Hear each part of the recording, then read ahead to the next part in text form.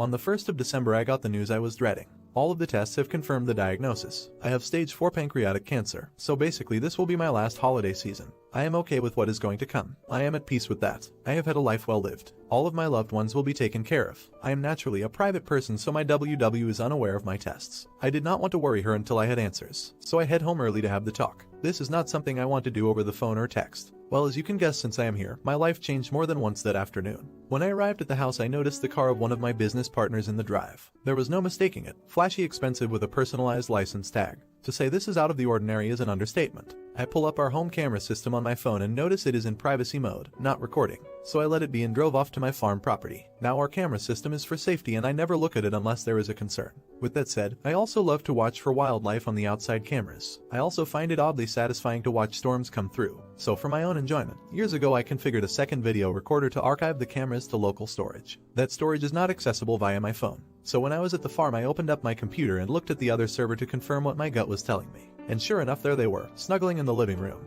drinking wine, dancing, then going up to the bedroom suite. Apparently they left the doors open, because the microphone recorded their activities after they left the camera view. With my limited time left, I wanted answers, but I don't want the drama of a confrontation and divorce. Call me what you will, but all of my devotion and love for her left me that afternoon. I have all of the emotions that are to be expected. I know that I am not to blame. I have been a loyal, romantic, and attuned partner. I am now thinking about myself. I know what is important to me. So I called my lawyer, and we reviewed my will and our prenup. I told him what was going on. We worked on understanding how long and to what extent this affair has been going on. What has been found is disturbing, and I either clearly did not know the woman I shared 2+ decades of life with, or something in her changed. At this time I am not going to say anything to my kids or WW. I am going to put on a stiff upper lip and get through the holidays. Give the kids and grandkids one last holiday memory with me involved. I will be the doting father and grandfather, and then try to play the doting husband role. Some background for some of the obvious questions. AP is a widower and is not remarried. He is a business partner, but not a friend. I do not invest with friends. I never married my twin's mother. It was her choice, and I completely agree with her that at that time she made the correct decision. My kid's mother married a very wonderful man when the kids were 7. Sarah and Steve never had kids of their own. I got my head out of my ass when the kids were 3. I have been very involved with them before that, but that is when I started my road to be the father I wanted to be. Sarah and I co-parented well together, and I would call Steve a friend. Sarah, Steve, and I are in our 60 seconds. Jane is almost 60. AP is in his 50 seconds. Jane and I are both in our first marriage. We were in our 30 seconds when we married. What do I need? An outside outlet and release valve. If I am going to accomplish my goal, I need to vent my anger and talk through my situation. What better outlet than internet strangers? I am at peace with how and when my life will conclude. Christmas is a week-long affair every year. Let me know what you're thinking right now in the comments section. We spend Christmas through New Year on the farm. We cut down a tree after everyone arrives. We decorate, cook, play, and celebrate as a family. Sarah and Steve have been a part of this tradition since I bought the farm. I remain steadfast in not telling anyone until after the new year. If I told Sarah, she would not be able to keep it in. I don't want to place Steve in a position to lie to his wife. I want the kids and grandkids to enjoy the week. We will have plenty of time to cry and prepare in a few weeks. Jane's presence this week will just be a small detail in the long run. Really, I don't care about her anywhere near the rest of the family. The finances are very interesting. Jane and I met and were married after we both were very established in our job and wealth. She had a good job with a great pension. She also had 2 inheritances that were in a trust. We agreed early on that we were both comfortable and we would not disclose to each other our entire worth, by her insistence. We also have a prenup where any property in or trust that predates the marriage and any income from those resources are not considered marital property. Again, on her insistence. Now I have provided both properties. I purchased the travel, food, and fuel. Basically, I support her 100%. Her income and wealth is spent by herself. She purchased her car, clothes, personal travel, and cosmetic surgery. She is a very beautiful woman on the outside but has shown she is very ugly inside. A few days after I got my diagnosis, I announced my retirement from the nonprofit.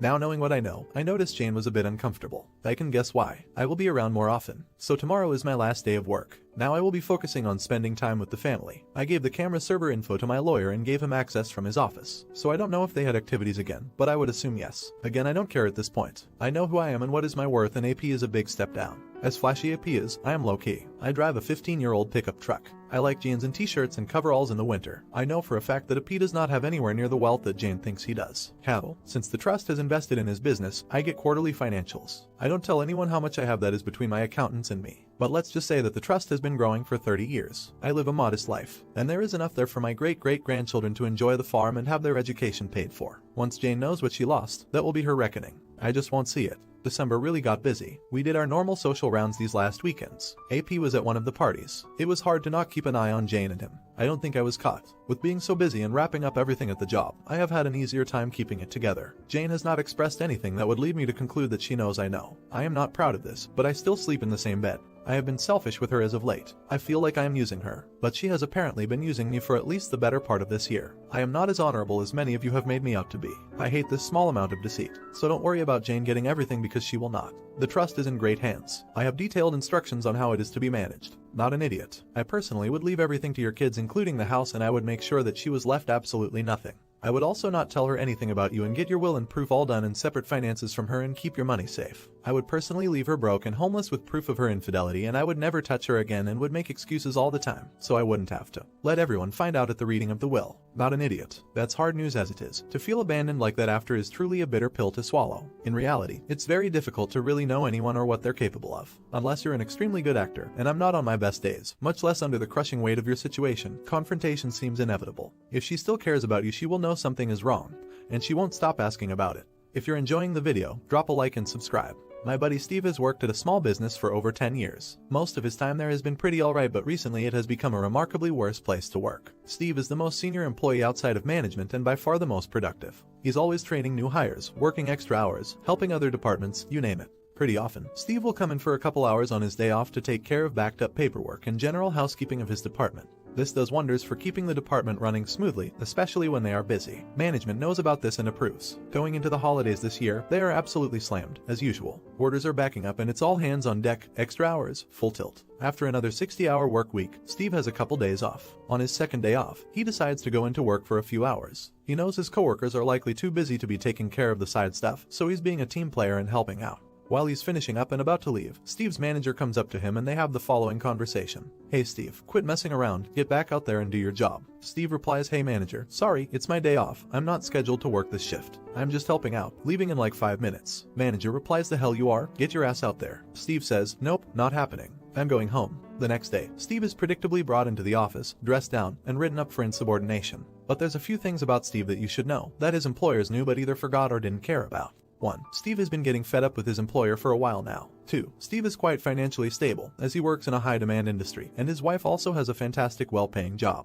3. Steve is about to become a dad. In fact, he is very close to becoming a dad, right after the holidays most likely. So, Steve is in the manager's office, just finished getting talked down to, and handed his write-up to sign. Steve signs his write-up, and hands it back, along with an envelope with a short letter inside. "What's this?" Manager asks. "By 2 weeks' notice." Cue the backpedaling. Manager is apologetic, asks for Steve to at least finish the holiday rush. The big boss comes in and offers a raise if he stays, the whole shebang. Steve turns it all down. Now Steve's former employer has to get through the holidays without their most reliable worker, which will take at least 2 or 3 new hires to cover. Meanwhile, Steve can enjoy the holidays without stress, help prepare for the arrival of their baby, and start looking for work again when they're good and ready. Edit. Obligatory. While this post blew up reaction. Some clarification. Steve's position is hourly, and he got overtime pay for the extra hours. The stuff he worked on during these extra hours would collectively save his department a lot of time and headaches. That's why he did it. There used to be a good team vibe in the company from top to bottom. Coworkers who were genuinely friends and good teammates. So going the extra mile made a good thing even better. Not so much towards the end. Also, giving him 2 weeks instead of quitting on the spot was a combination of professional courtesy,